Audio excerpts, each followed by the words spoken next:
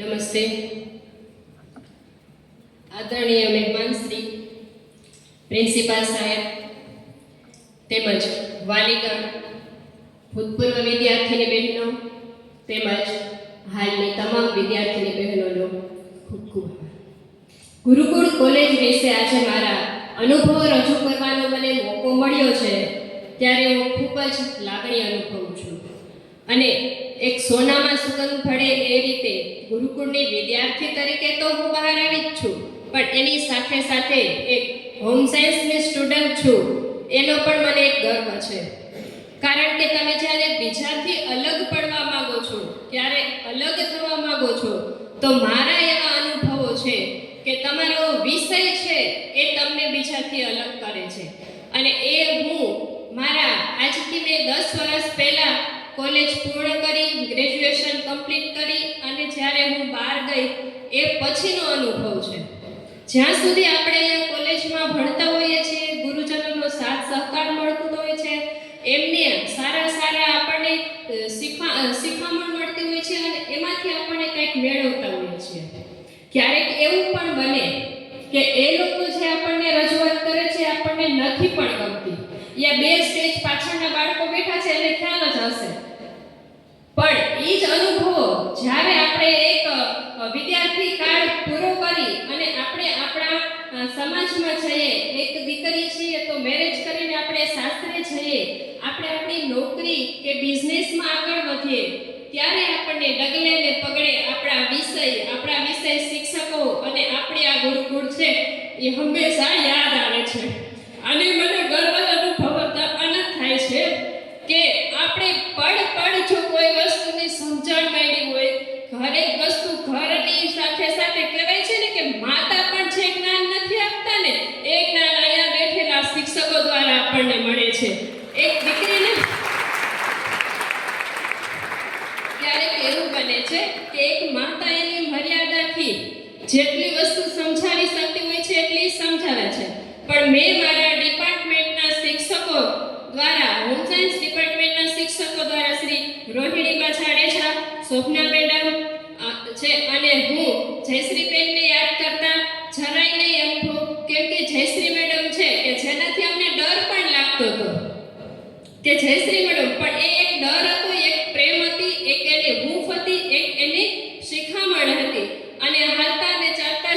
જે આપણને આપણા પ્રોફેસરો દ્વારા જ્ઞાન મળવામાં આવ્યું. ત્યારબાદ લાઇબ્રેરિયન શ્રી મનોરમાબેનને હું યાદ કરીશ આ તકે કે એમની પાસેથી પણ ઘણું બધું જાણવા અને શીખવા મળતું. તો અત્યારે આપણા સ્ટાફની અંદર મારા સહપાઠી કહી શકાય એવા એક નમ્રતાબેન પણ છે હોમ સાયન્સની અંદર, તો હું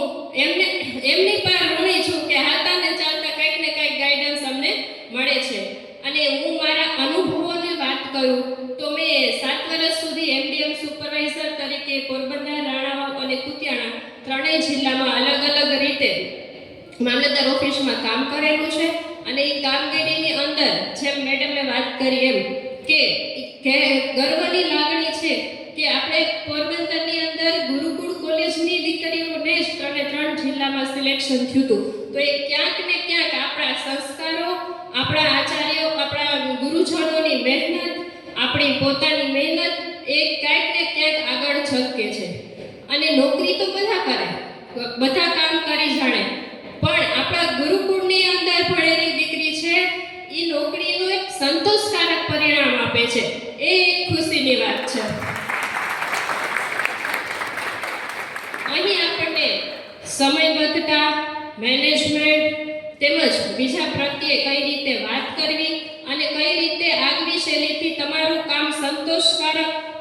તમને ખુદને તો સંતોષ થાય જ છે પણ સામેવાળી વ્યક્તિને કઈ રીતે તમે સંતોષકારક કામ પૂરું પાડો છો એ તમામ પ્રકારની માહિતી અહીં આપવામાં આવે છે. અને હું ગર્વ અનુભવું છું કે હું એક હોમ સાયન્સની સ્ટુડન્ટ છું અને હું બીજા વાલીઓ તેમજ મારી બહેનોને પણ એટલું કહેવા માંગુ છું કે જેમ સિંહના ટોળા હોતા નથી એ રીતે જ આપણે પણ હોમ સાયન્સમાં ભણી અને આગળ વધવાનું છે. જેમ બધા અત્યારે પોલીસની ભરતીમાં બધાય ફોર્મ ભરે છે, મંત્રીની ભરતીમાં બધાય ફોર્મ ભરે છે,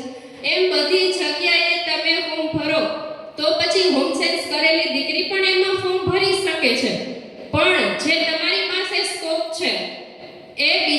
પાસે નથી.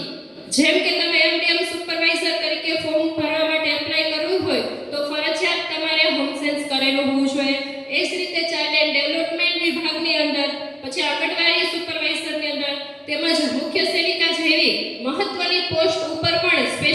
સ્પેશિયલ એ લોકો હોમ સાયન્સને જ પહેલી પ્રાયોરિટી આપે છે. અને એમાં આપણે ગુરુજનોનો અહીંયાથી એટલો સપોર્ટ છે કે શું કરવાને આપણે પાછળ રહીએ. તો હું એટલું જ કહીશ કે મારી નાની બહેનો, આપના ઘરે પણ કોઈ નાની દીકરી હોય તો એમને હોમ સાયન્સ કરવા માટે પ્રેરિત કરો અને આગળ વધો. હું એટલું કહીશ કે ઘર, પરિવાર, ગલી અને શહેર, મોહલ્લામાં આપણે ક્યાંક અલગ થવું છે, બીજાથી અલગ દેખાવું છે, તો પછી આપણા વિષયનો પ્રભાવ હું તો જોઈ જ શકું છું. પણ કદાચ ને તમારી આજુબાજુમાં કોઈ હોમ સાયન્સ કરેલી દીકરી હોય તો એને તમે